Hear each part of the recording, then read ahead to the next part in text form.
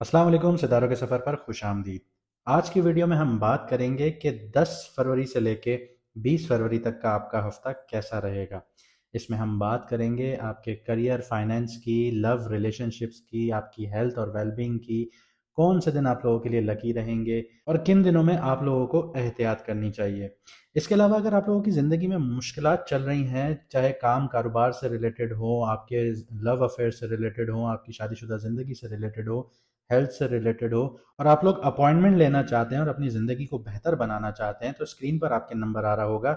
आप लोग मैसेज करके अपॉइंटमेंट बुक करवा सकते हैं। मैडम एस्ट्रोलॉजर एन बख्श आपको राइट वे में गाइड कर सकती हैं।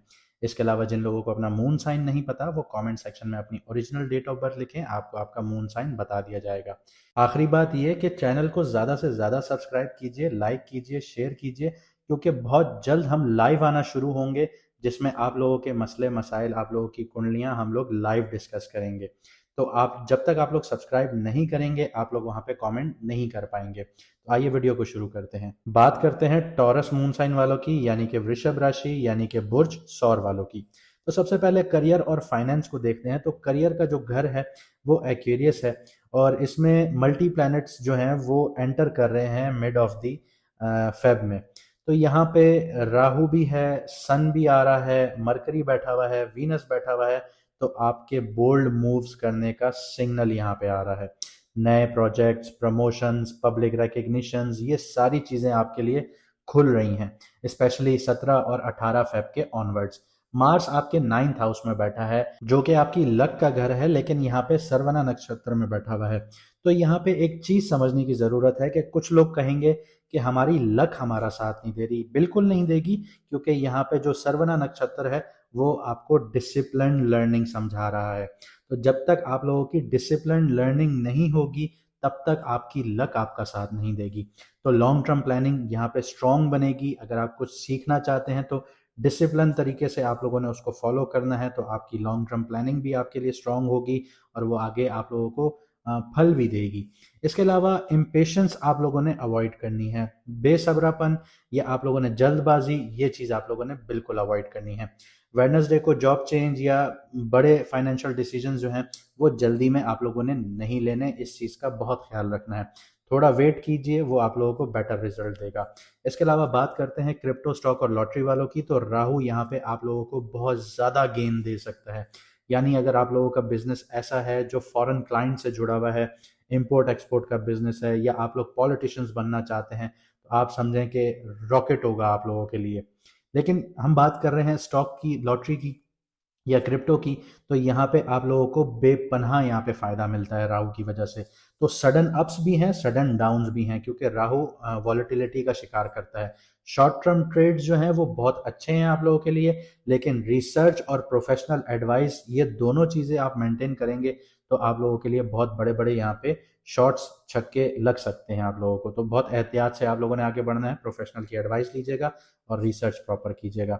आगे बढ़ते हैं, आप लोगों की लव लाइफ की बात करते हैं, रिलेशनशिप्स की बात करते हैं। तो मून जो है वो स्कॉर्पियो में होगा स्टार्ट से। तो इमोशनली आप लोग बहुत सेंसिटिविटी का शिकार रहेंगे, बहुत हाई रहेगी सेंसिटिविटी। इमोशनल आप लोगों के जो बैगेजेस हैं वो सामने आते हुए नजर आएंगे। अगर पार्टनर का मूड ऑफ लगे आप लोगों को, तो रिएक्शन देने से पहले समझने की कोशिश कीजिएगा कि उसका मूड ऑफ क्यों है। ये ना हो कि आप रिएक्शन दें और आपका जो ताल्लुक है, आपका जो रिश्ता है, वो खराब हो जाए। 15 फेब के बाद मून जो है वो कैप्रिकॉन में आएगा, तो स्टेबिलिटी और मेच्योरिटी यहाँ पे देखने को मिलेगी।